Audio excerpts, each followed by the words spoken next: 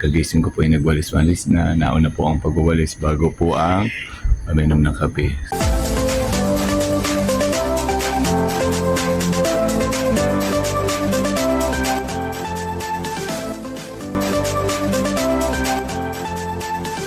For today's video po, ang akin pong ibibideo sa araw na ito ay yung po mga ginagawa ko o paraan po sa garden para po manatili po itong maayos, malinis. Sakali pong may bibisita, ang ginagawa ko po ay timpla po muna ng kape para po ma-relax. Ang init.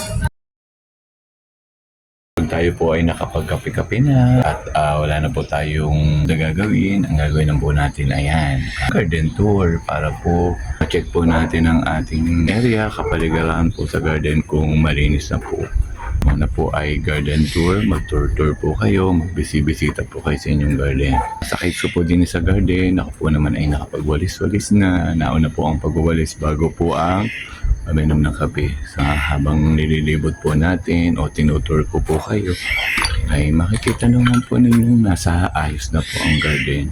Wala na pong mga damong wawalsing, dahon to yung wawalsing, okay na po. Para po mapahanatili po nating malinis sa ating garden, lagi po tayong magbibisita, magtutour. Kasi po pag nasanay na po tayo, nakasanayan na po natin ang ganitong gawain, ay talaga po namang lagi pong magiging presentable po ang ating garden sa ating pong mga bisita.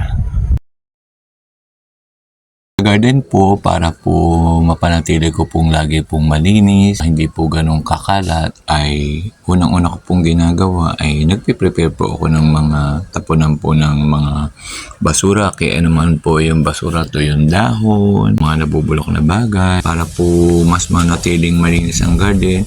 Bawat area po din sa aking garden na winawalsan ko ay may kanya-kanya na po akong tapunan ng mga winalis po para po hindi na po ako malayo ang pupuntahan kung magwawalis tulad po nito. Iba't iba pong area sa garden, may kanya-kanya na po akong nakalagay na pagtatapunan po ng aking winalis o mga waste materials po galing po doon sa aming kusina po. May kalwa pong paraan para po manatiling maayos, maganda po ang ating halaman ay dapat po pag po naghahaba na po kanilang mga sanga, atin po siyang ipupruning o babawasan po natin ang kanilang mga sanga o dahon para po maayos po ang kanilang muling paglago. Tulad po nito, ito po ay puno ng kamyas. Talaga po namang kinalbo ko at inubos ko po ang mga dahon. Kasi naniniwala po ako na hindi naman po kailangan ay maganda mga dahon. Dapat po ay mas marami po ay ang bunga. Kaya po, ganun po ang ginagawa ko. Pag nakita ko po wala po masyadong bunga, mas marami pa po ang dahon, ay tinitrim ko po at nang mas dumami pa po at mapokus po ang sustansya sa mga bunga po ng kamyas na tulad dito po ang aking tinirim na ay puro dahon po. Napakaganda po ng mga dahon pero less naman po ang bunga, kaya po pinilit ko po talagang putulin para po mag-focus po ang sustansya sa mga magiging bunga at hindi po sa dahon.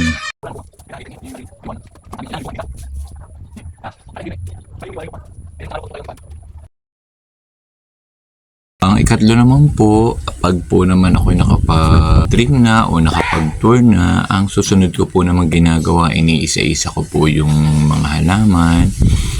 Tinitinan ko po kung may mga tuyong dahon sa kanilang sa loob at akin pong pinag-aalis, iniisa-isa ko po. Ang paraan pong ito ay okay din po para po ang pinagtamnan po natin paso ay malinis pong tingnan, hindi po yung may tanim pong halaman pero punong-puno po naman ang tuyong dahon. So ang ginagawa ko po, iniisa-isa ko po, palipat-lipat po ako. Kung alin pong paso ang maraming dahon ay inaalisan ko po.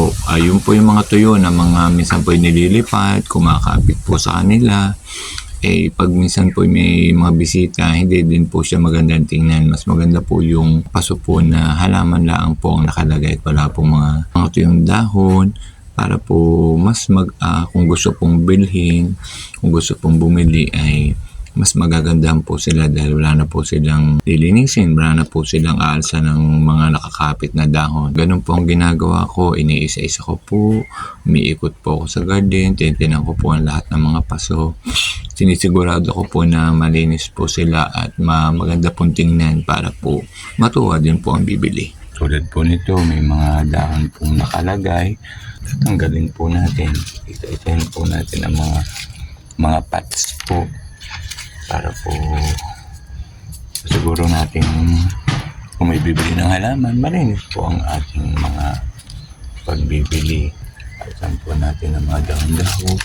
Sasaliksikin po natin at kukunin po natin yung mga nagtago pong mga tuyong dahon. Isa rin po itong paraan para po masigurong malinis po lagi ang ating garden at ang halaman. At tanggalan po natin ang mga tuyong dahon.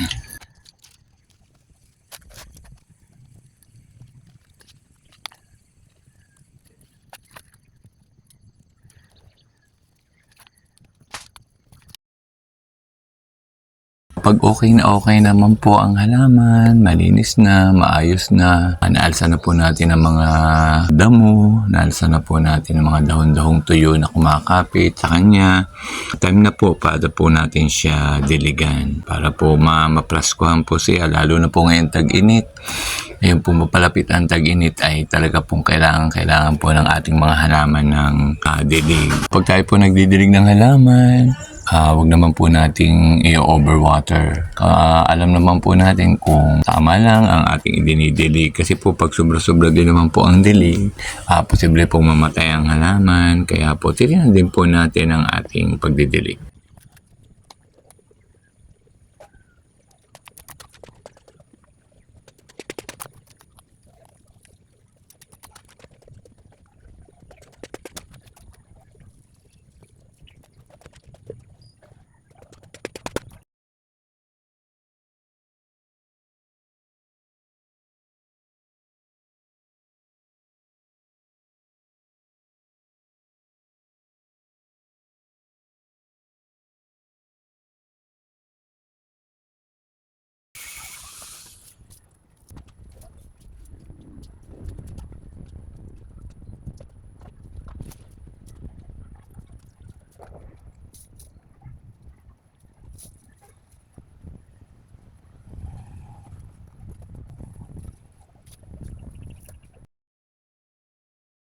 Isa pa rin po sa nakakatuwa po at maganda pong dapat gawin po natin sa halaman para po lalo po siyang gumanda, lalo po lumago, ayun pong atin pong kinakausap. Kayo po ba'y kumakausap na inyong halaman? Ito po ay ginagawa ko.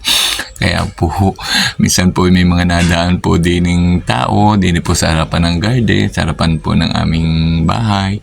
Kaya ako po yung nagsasalitang mag-isa kasi po ang kinakausap ko nga po ay ang halaman. Pinakikiusapan ko po siyang gumanda, mabuhay, magbigay ng magagandang bulaklak, magbigay ng bunga, ganun po ang ginagawa ko. At yun po ay epektibo rin po. Wow, ang ganda mo na rin. Talagang marami ka na rin binubulaklak. Yan, gustong-gusto mo yung iyong area na yan eh.